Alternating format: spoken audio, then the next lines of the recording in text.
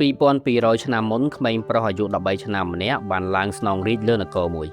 រហូតដល់គាត់មានអាយុ38ឆ្នាំបានវិដណ្ដើមយកទឹកដីទាំងមូលឆ្លងកាត់ការប៉ុនប៉ងធ្វើឃាតជាច្រើនដងនិងបានមកកើតចក្រភពមួយដែលនឹងថិតថេរជាង 2000 ឆ្នាំគាត់បានសាងសង់មហាកំផែងចិនចំនួនដំបូងគេបង្អស់គាត់បានកំណត់ស្តង់ដាររាល់ការរស់នៅរបស់មនុស្សរហូតដល់ទំហំទទឹងនៃផ្លូវរទេះហើយនៅពេលដែលដឹងថាគាត់មិនអាចយកឈ្នះលើសេចក្តីស្លាប់បានក៏បានកប់កងទ័ពដីឥដ្ឋមួយកងធំដើម្បីការពារខ្លួននៅជាតិក្រោយឈ្មោះដើមរបស់គាត់គឺអ៊ីងចឹងប៉ុន្តែប្រវត្តិសាស្ត្រស្គាល់គាត់ថាជាឈិនស៊ីហួងអធិរាជដំបូងបង្អស់នៃប្រទេសចិនអ៊ីងចឹងចាប់កំណើតមកក្នុងយុគសម័យដ៏សែនវឹកវរនិងបង្ហូរឈាមមួយដែលហៅថាសម័យនគរចម្បាំងវាជាយុគសម័យដ៏ច្របូកច្របល់ដែលការរស់រានមានជីវិតមានន័យថាត្រូវតែខូចខើជាទីបំផុតថ្ងៃនេះយើងនឹងត្រឡប់ទៅចុងសម័យរាជវង្សជៅវិញយើងនឹងទៅមើលថាតើក្មេងប្រុសម្នាក់បានក្តោបក្តាប់អំណាចលើនគរដ៏ច្របូកច្របល់មួយបង្កើតម៉ាស៊ីនសង្គ្រាមដ៏ល្អឥតខ្ចោះនិងកំទេចនគរគូប្រជែងទាំង6ដើម្បីបង្កើតពាក្យថាប្រទេសចិនយ៉ាងដូចផ្ដេចរាប់រយឆ្នាំមកហើយរាជវង្សជៅជាអ្នកគ្រប់គ្រងប្រទេសចិនត្រឹមត្រូវតាមផ្លូវការនិងមានអានុភាពពេញលេញប៉ុន្តែនៅត្រឹមសតវត្សទី5មុនគ្រិស្តសករាជស្ដេចរាជវង្សជៅគ្រាន់តែជាអាយ៉ងប៉ុណ្ណោះពួកគេគ្មានអំណាចពិតប្រាកដទេប្រទេសនេះបានបែកបាក់ទៅជានគរធំចំនួន7ហើយពួកគេបានចំណាយពេល250ឆ្នាំបន្ទាប់ហែកហួរគ្នាទៅវិញទៅមកមនុស្សរាប់លាននាក់បានស្លាប់នៅក្នុងសមរភូមិថ្មើរជើងដ៏ធំសម្បើមវាគឺជាល្បែងនៃការផ្លាស់ប្ដូរសម្ព័ន្ធមិត្តការលួចចាក់ពីក្រោយខ្នងនិងសង្គ្រាមឥតឈប់ឈរនៅភាគខាងលិចដ៏សែនឆ្ងាយគឺនគរឈីននគរទាំង6ទៀតមើលងាយនគរឈីនពួកគេគិតថានគរឈីនគឺជាពួកអន់ជាមនុស្សព្រៃផ្សៃរស់នៅតាមព្រំដែនខណៈពេលដែលនគរផ្សេងទៀតកំពុងជជែកគ្នាពីទស្សនវិជ្ជានិងវងត្រកូលខ្ពង់ខ្ពស់នគរឈីនបានរៀបចំសង្គមរបស់ពួកគេឡើងវិញដោយផ្ដោតលើរឿងពីរយ៉ាងគឺការធ្វើកសិកម្មនិងកម្លាំងយោធាឈីនអនុវត្តតាមច្បាប់យ៉ាងតឹងរ៉ឹងនិងការដាក់ទោសយ៉ាងធ្ងន់ធ្ងរដោយមិនខ្វល់ថាជាអ្នកកសិករឬជារាជវង្សនោះទេប្រសិនបើអ្នកបំពានច្បាប់អ្នកនឹងត្រូវទទួលទោសនៅក្នុងកងទ័ពឈីនតួនាទីរបស់អ្នកមិនមែនពឹងផ្អែកលើប្រវត្តិសាវតារបស់ដូនតាឬឪពុកអ្នកទេវាពឹងផ្អែកលើថាតើអ្នកកាត់ក្បាលសត្រូវនៅក្នុងសមរភូមិបានច្រើនប៉ុណ្ណានិយាយឲ្យចំពួកគេដំណើរការលើប្រព័ន្ធគោណាធិបតេយ្យដ៏សាហាវយង់ឃ្នងនេះគឺជាម៉ាស៊ីនសង្គ្រាមដ៏មានប្រសិទ្ធភាពនិងសាហាវបំផុតមួយអ៊ីងចឹងមិនបានកើតនៅក្នុងរាជវាំងដ៏ប្រណិតនោះទេតាមពិតទៅគាត់បានកើតនៅឯនគរចៅដែលជាគូប្រជែងដោយសារឪពុករបស់គាត់ត្រូវបានគេចាប់ទុកជាចំណាប់ខ្មាំងនយោបាយនៅទីនោះឪពុករបស់គាត់គឺជាខ្សែរាជវង្សតូចតាចរបស់នគរឈីនដែលនៅឆ្ងាយពីលំដាប់នៃការឡើងស្នងរាជប៉ុន្តែឈ្មោះដ៏មានទ្រព្យសម្បត្តិម្នាក់ឈ្មោះលីពូវៃបានមើលឃើញឱកាសមួយលីពូវៃបានប្រើប្រាស់លុយនិងឥទ្ធិពលរបស់គាត់ដើម្បីរុញច្រានឪពុករបស់ឈិនស៊ីហួងឲ្យឡើងគ្រងរាជ្យនៅនគរឈីនប៉ុន្តែឪពុករបស់គាត់បានសោយទាបវង្គតបន្ទាប់ពីឡើងធ្វើជាស្ដេចបានត្រឹមតែ3ឆ្នាំប៉ុណ្ណោះដូច្នេះនៅអាយុត្រឹមតែ13ឆ្នាំអ៊ីងចឹងស្រាប់តែបានក្លាយជាស្ដេចនៃនគរឈីនដោយសារគាត់នៅក្មេងពេកលីពូវៃបានធ្វើជារាជានុសិទ្ធិបានន័យថាគាត់ជាអ្នកគ្រប់គ្រងជំនួសគាត់គឺជាអ្នកទាញខ្សែញាក់ពីក្រៅរាជបល្ល័ង្កនៅពេលដែលឈិនស៊ីហួងធំឡើងគាត់បានដឹងថាគាត់កំពុងជាប់គុកនៅក្នុងរាជវាំងខ្លួនឯងលីពូវៃមានអំណាចពិតប្រាកដទាំងអស់អ្វីដែលកាន់តែអាក្រក់នោះគឺលីពូវៃបានលួចបញ្ចូលមហាថ្លឹកខ្លែងម្នាក់ឈ្មោះឡៅអាយនៅក្នុងរាជវាំងដើម្បីកំដរព្រះមេដាដែលជាម្ដាយបង្កើតរបស់អ៊ីងចឹងឡៅអាយនិងព្រះមេដាបានលួចមានបុត្រជាមួយគ្នាពីរអង្គក្រោយមកឡៅអាយចាប់ផ្ដើមវិរឹកគាត់មិនត្រឹមតែចង់ធ្វើជាសហាយសម្ងាត់នោះទេគាត់ចង់ផ្ដួលរំលំស្ដេចអ៊ីងចឹងហើយលើកកូនប្រុសសម្ងាត់របស់ខ្លួនឲ្យឡើងគ្រងរាជ្យវិញនៅពេលដែលអ៊ីងចឹងឈានចូលប្រជជន21វស្សាគាត់បានពេញវ័យជាផ្លូវការនេះគឺជាពេលវេលាដែលគាត់ត្រូវក្តោបក្តាប់អំណាចពិតប្រាកដហើយឡៅអាយក៏ដឹងពីរឿងនេះដែរឡៅអាយបានចាប់ផ្ដើមការបះបោរមួយដើម្បីធ្វើឃាតស្ដេចវ័យក្មេងអង្គនេះការបះបោរមិនបានធ្វើឲ្យអ៊ីងចឹងមានការភ័យស្លន់ស្លោទេគាត់បានបញ្ជាកងទ័ពឈីនកំទេចការបះបោរនោះភ្លាមនិងចាប់ខ្លួនឡៅអាយអ៊ីងចឹងឬឈិនស៊ីហួងបានបញ្ជាឲ្យចងឡៅអាយទៅនឹងរទេះសេះ5ហើយទាញបំបែករាងកាយជាចំណែកគាត់បានប្រហារជីវិតគ្រួសារទាំងមូលរបស់ឡៅអាយរួមទាំងប្អូនប្រុសទាំងពីររបស់គាត់ដែលជាកូនរបស់ម្ដាយជាមួយនឹងឡៅអាយគាត់បានដាក់ព្រះមេដារបស់ខ្លួនឲ្យនៅដាច់ដោយឡែកក្នុងការឃុំឃាំងចំណែកលីពូវៃវិញដែលជាឈ្មោះដ៏មានអំណាចដែលគិតថាខ្លួនអាចគ្រប់គ្រងស្ដេចបាននោះក៏ត្រូវអ៊ីងចឹងដកហូតអំណាចទាំងអស់និងនិរទេសគាត់ចេញទៅក្រៅលីពូវៃភ័យខ្លាចយ៉ាងខ្លាំងចំពោះអ្វីដែលអ៊ីងចឹងអាចនឹងធ្វើមកលើខ្លួនរហូតដល់ទីបំផុតគាត់បានផឹកថ្នាំបំពុលសម្រាប់ខ្លួនឯងនៅប្រជជន21វស្សាស្ដេចអ៊ីងចឹងបានបោះសម្អាតផ្ទះរបស់ខ្លួនរួចរាល់ហើយបានប្រែក្លាយខ្លួនឯងពីក្មេងប្រុសម្នាក់ទៅជាស្ដេចឃោឃៅមួយអង្គ មានអំណាចពេញលេញក្នុងដៃអ៊ីងចឹងបានសម្លឹងមើលទៅទិសខាងកើតគាត់បានឃើញនគរទាំង6ផ្សេងទៀតនៅតែបន្តធ្វើសង្គ្រាមឥតឈប់ឈរហើយគាត់ក៏បានធ្វើការសម្រេចចិត្តមួយផ្លូវតែមួយគត់ដើម្បីបញ្ចប់ភាពវឹកវរនៃសម័យនគរចម្បាំងគឺត្រូវវាយកំទេចពួកគេទាំងអស់គឺត្រូវតែកម្ចាត់គ្រប់នគរទាំងអស់នៅឆ្នាំ230មុនគ្រិស្តសករាជគាត់បានចាប់ផ្ដើមយុទ្ធនាការសឹករបស់គាត់ប្រតិបត្តិការសង្គ្រាមបន្តអត់ឈប់ឈរអស់រយៈពេល9ឆ្នាំដំបូងគាត់បានតម្រង់គោលដៅទៅនគរហានជានគរដែលខ្សោយជាងគេនិងនៅជិតជាងគេកងទ័ពឈិនបានសម្រុកចូលដោយមានទាហានថ្មើរជើងដែលមានវិន័យខ្ពស់ធ្នូឈើកម្រិតខ្ពស់និងមានទាំងទ័ពសេះផង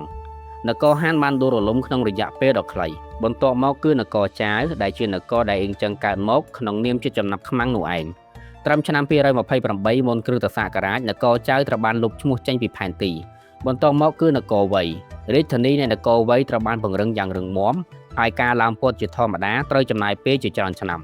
អ៊ីងចឹងមិនមានពេលច្រើនឆ្នាំទេដូច្នេះមេទ័ពធំរបស់គាត់គ្រាន់តែបង្វែរផ្លូវទឹកទន្លេលឿងហើយបន្លិចរាជធានីសត្រូវទាំងស្រុងបង្ខំឲ្យពួកគេសុំចុះចាញ់នគរដែលនៅសេសសល់ក៏ចាប់ផ្ដើមភ័យខ្លាចយ៉ាងខ្លាំង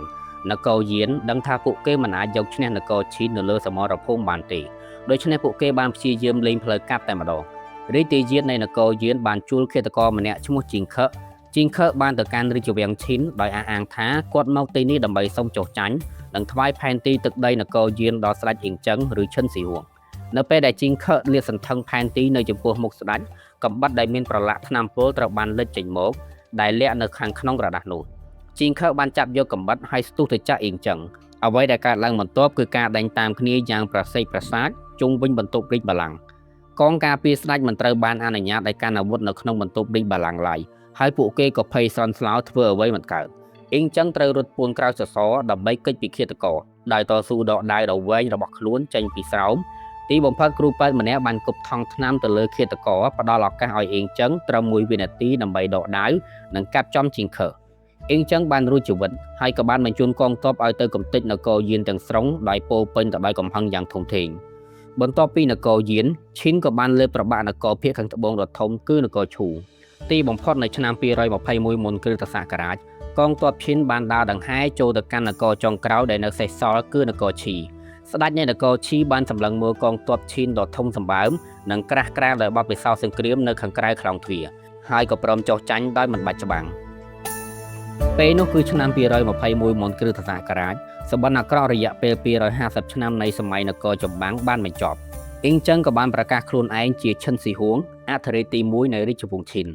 គាត់ចង់ឲ្យរាជវង្សរបស់គាត់ថិតថេររហូតដល់10000ជំនាន់ដើម្បីធ្វើបែបនោះបានគាត់ដឹងថាគាត់មិនអាចគ្រាន់តែដណ្ដើមយកទឹកដីបានទេគាត់ត្រូវតែយកឈ្នះផ្នត់គំនិតរបស់ប្រជាជនគាត់ត្រូវលុបបំបាត់ព្រំដែនចាស់ចោលទាំងស្រុង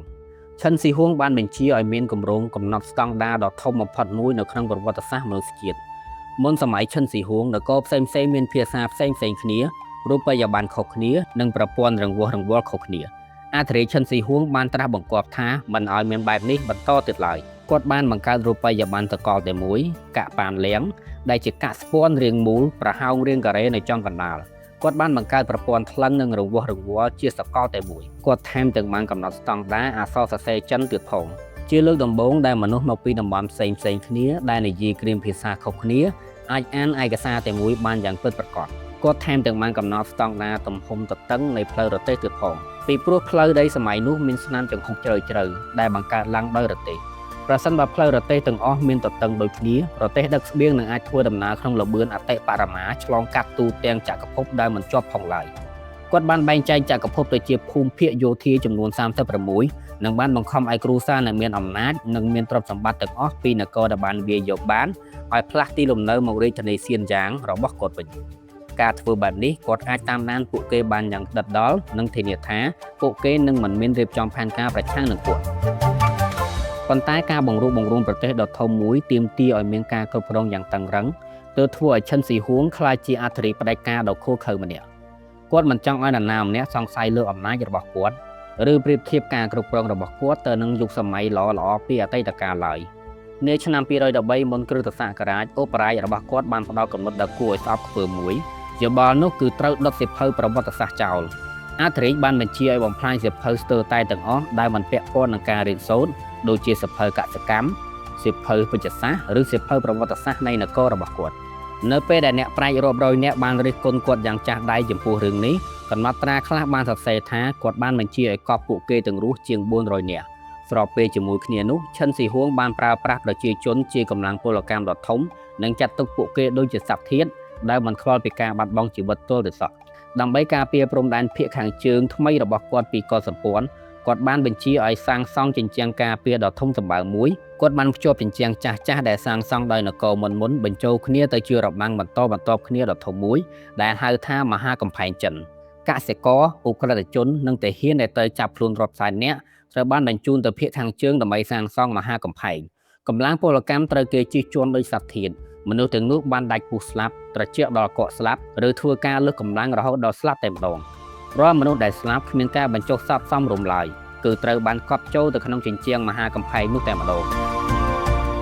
នៅពេលដែលឈិនស៊ីហួងមានវ័យកាន់តែចាស់ស្រាប់តែមានការភ័យខ្លាចយ៉ាងខ្លាំងចំពោះរឿងមួយដែលគាត់មិនអាចយកឈ្នះបាននោះគឺសេចក្តីស្លាប់គាត់បានងប់ងល់នឹងការស្វែងរកថ្នាំអមតៈរហូតបានបញ្ជូនកងនាវាដ៏ធំចេញទៅសមុទ្រភាគខាងកើតដើម្បីស្វែងរកកោះទេវតាអមតៈដែលគេតែនិយាយតគ្នាប៉ុន្តែពួកគេមិនដែលត្រឡប់មកវិញទេគ្រូពេទ្យរបស់គាត់បានចាប់ផ្ដើមផ្សំថ្នាំឲ្យគាត់ដើម្បីជួយឲ្យគាត់មានអាយុយឺនយូរជាអកុសលថ្នាំគ្រាប់និងថ្នាំទឹកទាំងនោះមានផ្ទុកសារធាតុបរតរាវក្នុងបរិមាណខ្ពស់